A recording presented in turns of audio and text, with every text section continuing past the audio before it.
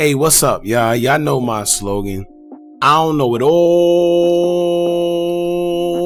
but I know what I've been through. Now, before we get into this video, please make sure you head on down to Instagram and follow us on our official Instagram page at Hookah Anonymous _. Alright? We're able to be a little more explicit, a little more uncensored, and share content freely without running the risk of having our channel terminated. So, once again, make sure you head on down to Instagram and follow us on our official Instagram page at Hookah Anonymous _.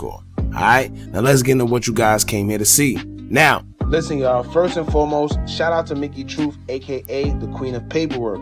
She was the first to break this story, and she actually was the one to do the work in finding out that the charges against Lil Tim in the case of him murdering King Von has been dropped. Y'all can check her YouTube channel out because she's infamous for finding out any details concerning someone snitching or just any documents in regard to an individual in their case. She's definitely your go-to girl. So let's get into the news that just broke when it comes to the case involving Lil Tim and King Von on the night King Von lost his life in Atlanta on November 6, 2020. Now, as y'all know, King Von was murdered in Atlanta at Monica Hookah Lounge after an altercation between him and Quando Rondo would break out in front of the lounge. Everything was caught on surveillance as King Von and others will be involved in a fight with Quando and his entourage when a suspect that was identified to be Quando Rondo's affiliate, Lil Tim, will begin shooting and hitting King Von. Aside from King Von, that night his friends Oblock Louie and Slutty was also shot. Unfortunately, Slutty and King Von lost their life and Oblock Louie survived. With Lil Tim always known as a suspect and shooter being that he was captured on surveillance, the only question would be now is, would they consider it self-defense or just charge Lil Tim for the shooting? Unfortunately, it's been announced that Lil Tim will not be charged for the shooting and all charges against him will be dropped.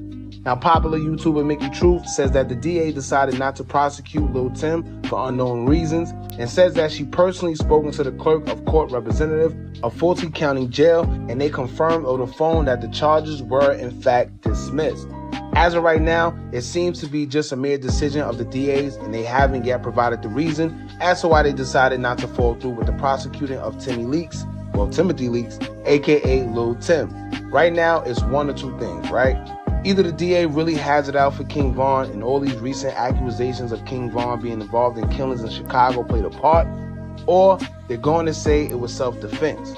Personally, I think they may say that it was due to self-defense because Georgia has stand your ground laws, right? Despite what people think, stand your ground says that individuals have the right to use reasonable force, including deadly force, if an individual believes their life to be in danger. They're permitted to use lethal force in an act of self-defense, completely removing the duty to retreat in a public space. That's the small gray area and difference in stand your ground and self-defense. Stand your ground laws also even protect individuals who pursue other individuals who they feel are a threat. Meaning, the shoot first mantra falls in the belief that lethal force should be used on first instinct instead of saving it as a last resort. In this case, it'll be considered standing your ground. So when you do proper research and dive deep into what stand your ground actually means, you'll realize that it's very, very controversial depending on the altercation. It could be good, but it also could be bad in certain instances. In this case, it's pretty bad. And I say that because we seen Lil Tim be nowhere near King Von at the time he fired the weapon. I could see if Von was attacking him and then he shot, but the surveillance shows us that Lil Tim fired while Von was fighting away from him. So how would that be classified legally as self-defense? I know from the hood's perspective, everyone would say that Lil Tim did the right thing. He was protecting his friend. But if no weapons were involved and everyone was fighting using their fists, I don't see how firing a weapon would be necessary in the court of law. But that's the downside of self-defense and stand your ground laws in certain states.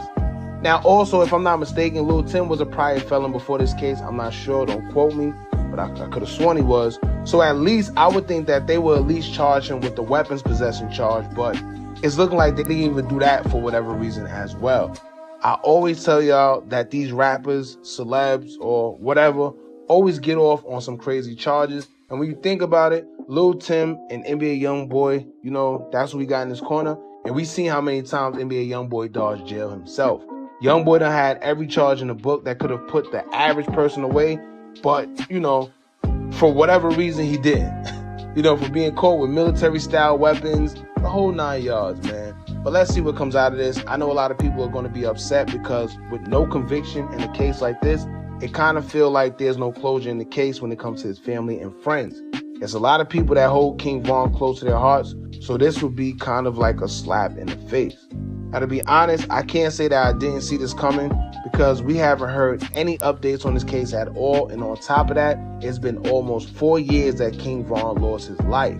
So with Lil Tim being on surveillance and they still took this long to give us a decision, that pretty much said it all.